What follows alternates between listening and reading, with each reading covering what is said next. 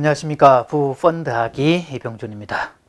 혹시 여러분 맥가이버 칼이라는 그 만능 공구를 아십니까? 뭐 하나의 수많은 기능을 담고 있어서 아주 등산이나 캠핑 갈 때 유용하게 쓰이는 물건이지요. 아마 이제 그 TV 프로그램에 아주 오랫동안 방영되었던 그 맥가이버를 연상했던 그런 내용이었죠. 이 드라마가 얼마나 인기가 있고 유명했던지 우리 주변에서 조금만 잘하면 저 사람 맥가이버다 뭐 이런 표현을 쓰고 그랬었던, 참 그 맥가이버란 남자 부러운 남자 아닙니까? 어떤 상황에 빠졌어도 어떤 위기에 들어가도 어쨌든 머리를 동원해서 그걸 기가 막히게 상황에서 벗어나는 그 남자, 만능 해결사. 자, 그런 능력, 그런 그 기원은 어디에 있을까요? 아마 그 몸속에 흐르는 피가 좀 다르지 않을까 싶은데요. 저는 그렇게 얘기를 했습니다. 그런 사람의 몸속에 흐르는 피에는 Y라는 피가 아니라 How라는 피가 흐르고 있기 때문이다 라고 말이죠. 자, 되게 어떤 사람이 어떤 위급 상황이나 문제 상황을 만나게 되면 대부분 사람들은 이성적이 아니라 감정적으로 바뀝니다. 물론 그 이유는 감정적으로 되어야만 본능적으로 위험에서 벗어날 수 있게 되기 위한 기본적인 것들인데요. 자, 그러나 이제 이성을 통해서 계속 그 감정을 통제할 수 있는 연습을 한 그런 사람들은 그런 상황일 때 오히려 더 침착해지고 오히려 더 냉정한 판단을 할 수 있다는 거지요. 자, 그런데 이성이 감정을 억제하고 공정한 판단, 현명한 판단을 하기 위해서는 이전에 작은 성공의 경험이 바탕이 되어 있어야만 가능하다는 거죠. 본인 스스로에 대한 믿음이 있어야 또 어떤 일이 닥치면 이 문제도 해결할 수 있지 라고 갈 수 있지, 한 번도 그걸 안 해본 사람이 그 다음 문제를 해결하기란 어렵다는 거죠. 아마 맥가이버는 그 문제 해결하는 과정을 보면 이전에 그 비슷한 경험들을 많이 했다는 것을 볼 수 있죠. 근데 그런 것들이 그 상황일 때 딱 맞게 떨어져서 위기에서 벗어날 수 있게 되는데요. 자, 이런 스타일을 가지고 살았던 그 사람들 중에는 이 다윗과 골리앗에서 다윗이 해당이 되고요. 우리나라에는 명랑대첩의 이순신 장군이 해당될 것 같습니다. 자, 다윗과 골리앗의 싸움도 그렇고 이순신 장군의 명랑대첩도 그렇고 객관적 데이터로는 전혀 승산이 없는 싸움에서 아주 보기 좋게 승리를 이끌어내는 그런 과정들이었는데요. 그래서 흔히 한간의 어떤 기적이라는 표현을 쓸 수 있겠지만 사실 이 경우는 기적이라고 표현할 수는 없는 것들입니다. 왜냐하면 이 사람들이 이전에 그 작은 성공의 경험이 있었기 때문에 이겨낸 것들이지 어느 날 의붓만 가지고 했다는 것은 아니었다는 거죠.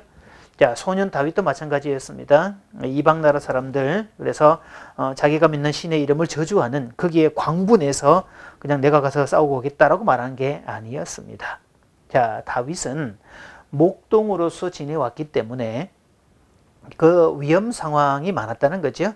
짐승들이 양을 공격할 때 심지어는 사자와 곰까지도 있었다라고 얘기를 하지요.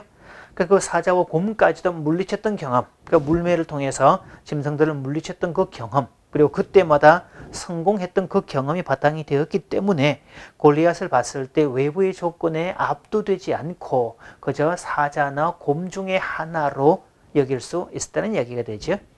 자, 이순신 장군도 마찬가지입니다. 객관적 상황 말도 안 되는 것이었지만 이분은 이전에 싸워서 진 적이 없었더라. 그리고 진 적이 없었던 그것은 모든 상황을 분석하고 우리가 가용할 수 있는 모든 것들을 가용할 수 있었기 때문에 이게 불가능한 승리를 이뤄낸 것이지 그냥 운에 의한 것들이나 그런 부분은 아니었다는 거지요. 자, 그래서 아무리 큰 문제가 있다 할지라도 상황은 상황일 뿐이다. 거기에 필요한 대책은 내가 세운다 라는 생각을 갖고 있어야 됩니다. 사실 저는 이제 부부 상담가로 일을 많이 하고 있는데요. 이 부부 상담이 진행되는 건 참 어렵습니다. 왜냐하면 남편들이 오려고 하지 않기 때문이죠. 그래서 어쩐 동기가 되었든 남편이 상담이 온다. 그럼 저는 일단 반 점수는 따고 들어갔다고 봅니다. 일단 상담실에 온다는 것 자체만 해도 어쨌든 그 사람의 내적 자아가 꽤 괜찮다는 뜻이니까 말이죠. 근데 많은 경우도 남편들은 절대로 오지 않으려는 게 문제죠. 화를 버럭버럭 내거나 정작 문제를 일으키는 당사자는 본인인데 오히려 아내에게 뒤집어 씌우는 이런 경우들이 많은데, 그럼 이런 경우는 어떻게 해야 될까요? 자, 이런 경우는 상담이 아니라 그 아내를 도와주는 코칭을 시작을 해야 됩니다. 근데 그 코칭의 첫 단계는 아무리 힘들고 어렵지만 자, 당신을 그렇게 힘들게 하고 어렵게 하고 정말 나로 하여금 삶을 포기할 만큼의 아픔을 주는 그 사람, 그 대상자가 당신의 남편이라는 사실, 그게 지금 내가 처한 상황이라는 사실을 그대로 받아들이는 것부터 시작을 합니다. 만약에 이 작업이 안 되면 그 다음 코칭은 진행될 수가 없게 돼 있죠. 자, 이 작업은요, why라는 것을 버리고 그 자리에 how라는 것을 대입하는 그런 작업들입니다.